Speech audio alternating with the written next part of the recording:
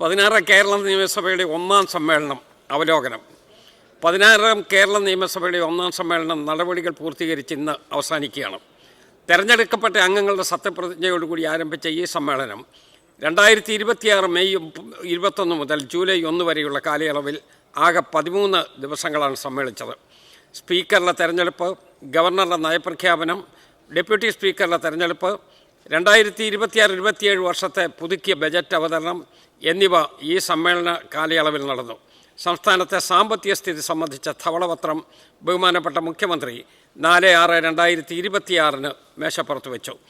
26-27 വർഷത്തെ പുതുക്കിയ ബജറ്റിലെ ഉപധനാഭ്യർത്ഥനകളെ സംബന്ധിച്ച ധനവിനിയോഗ 3-ാം നമ്പർ ബില്ലും 26-ലെ ധനകാര്യ 3-ാം നമ്പർ ബില്ലും ഈ സമ്മേളനത്തിൽ സഭ പാസാക്കി.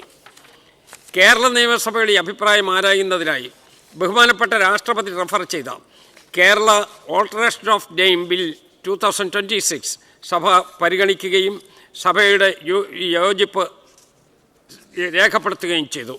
കേരള നിയമസഭയുടെ ചരിത്രത്തിൽ ഇത്തരമൊരു റഫറൻസ് ആദ്യമാണ്. ബഹുമാനപ്പെട്ട ഡെപ്യൂട്ടി സ്പീക്കറുടെ ആവശ്യപ്രകാരം ഡെപ്യൂട്ടി സ്പീക്കർക്ക് ശ്രദ്ധ ക്ഷണിക്കൽ, സബ്മിഷൻ എന്നിവ അവതരിപ്പിക്കുന്നതിന് ചെയർ അനുമതി നൽകി. കാര്യോപദേശക സമിതി, 14 സബ്ജക്റ്റ് കമ്മിറ്റികൾ, 4 ധനകാര്യ സമിതികൾ എന്നിവ ഈ കാലയളവിൽ രൂപീകരിക്കുകയുണ്ടായി. കാര്യോപദേശക സമിതിയുടെ 2 റിപ്പോർട്ടുകൾ സഭ അംഗീകരിക്കുകയും ചെയ്തു. 16 കേരള നിയമസഭയിലെ അംഗങ്ങൾക്കായി 2026 ജൂൺ 16, 17, 18 തീയതികളിൽ പരിശീലന പരിപാടികൾ സംഘടിപ്പിക്കുകയും അംഗങ്ങൾ വളരെ താൽപ്പര്യപൂർവ്വം ആ പരിശീലന പരിപാടിയിൽ പങ്കെടുക്കുകയും ചെയ്തു. അംഗങ്ങൾക്കായി തുടർ പരിശീലന പരിപാടികൾ സംഘടിപ്പിക്കുവാൻ ചെയർ തീരുമാനിക്കുകയാണ്. സമ്മേളന കാലയളവിൽ ചട്ടം 50 പ്രകാരമുള്ള 9 നോട്ടീസുകൾ ലഭിച്ചതിൽ ബന്ധപ്പെട്ട മന്ത്രിമാരുടെ മറുപടിക്ക് ശേഷം സഭ നിർത്തിവെച്ച് ചെയ്യേണ്ട അടിയന്തര പ്രാധാന്യമുള്ള ഒന്നുമില്ലാത്തതിനാൽ അനുമതി നിഷേധിച്ചു. 18 ശ്രദ്ധ ക്ഷണിക്കൽ നോട്ടീസുകൾ സഭയിൽ അവതരിപ്പിക്കുകയും മന്ത്രിമാർ മറുപടി പറയുകയും ചെയ്തു. 83 സബ്മിഷനുകൾ ഉന്നയിക്കുകയും മന്ത്രിമാർ മറുപടി പറയുകയും ചെയ്തു. ചട്ടം 300 പ്രകാരം ബഹുമാനപ്പെട്ട വൈദ്യുതി, പരിസ്ഥിതി, പാർലമെൻ്ററി കാര്യ വകുപ്പ് മന്ത്രി സഭയിൽ പ്രസ്താവന നടത്തുകയുണ്ടായി.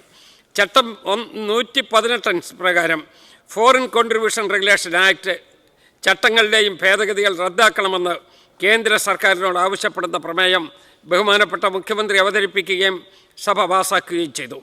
ചട്ടം 118 പ്രകാരം നീറ്റ് പരീക്ഷയുമായി ബന്ധപ്പെട്ട് ദേശീയ പരീക്ഷാ സംവിധാനം സമഗ്രമായി പരിഷ്കരിക്കണമെന്നാവശ്യപ്പെട്ട് കേന്ദ്ര ഗവൺമെൻറ്റിനോട് ആവശ്യപ്പെടുന്ന പ്രമേയം ബഹുമാനപ്പെട്ട ഉന്നത വിദ്യാഭ്യാസ വകുപ്പ് മന്ത്രി അവതരിപ്പിക്കുകയും സഭ പാസാക്കുകയും ചെയ്തു.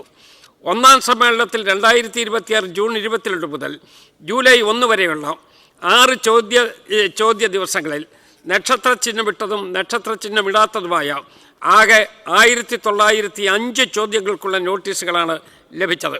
ഇതിൽ 31 എണ്ണം വിവിധ കാരണങ്ങളാൽ നിരസിക്കുകയും 16 എണ്ണം പിൻവലിക്കുകയും ചെയ്തിട്ടുണ്ട്.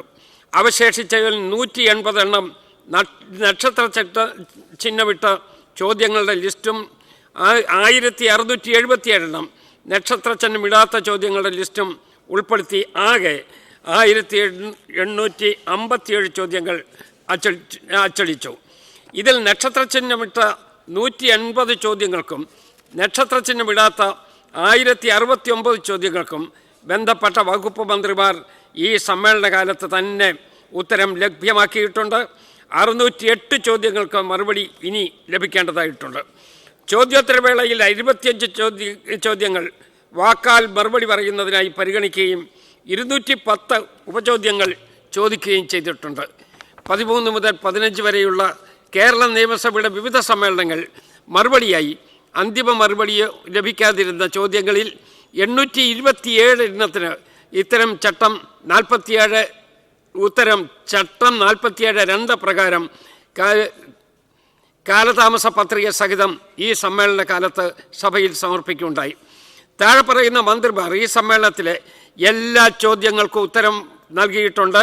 ബഹുമാനപ്പെട്ട ഭക്ഷ്യ പൊതുവിതരണ വകുപ്പ് മന്ത്രി, ബഹുമാനപ്പെട്ട വൈദ്യുതി, പരിസ്ഥിതി, പാർലമെൻ്ററി കാര്യ വകുപ്പ് മന്ത്രി, ബഹുമാനപ്പെട്ട പട്ടികജാതി പട്ടികവർഗ പിന്നോക്കക്ഷേമ വകുപ്പ് മന്ത്രി, ബഹുമാനപ്പെട്ട വനം വന്യജീവി നൈപുണ്യ വികസന വകുപ്പ് മന്ത്രി, ബഹുമാനപ്പെട്ട ജലവിഭവ ഭവന നിർമ്മാണ വകുപ്പ് മന്ത്രി, ബഹുമാനപ്പെട്ട റവന്യൂ വകുപ്പ് മന്ത്രി, ബഹുമാനപ്പെട്ട തൊഴിൽ, മൃഗസംരക്ഷണ, വനിതാ ശിശുക്ഷേമ വകുപ്പ് മന്ത്രി, ഇവരെ എല്ലാം ഞാൻ ഈ സഭയ്ക്ക് വേണ്ടി അനുമോദിക്കുകയും ചെയ്യണം.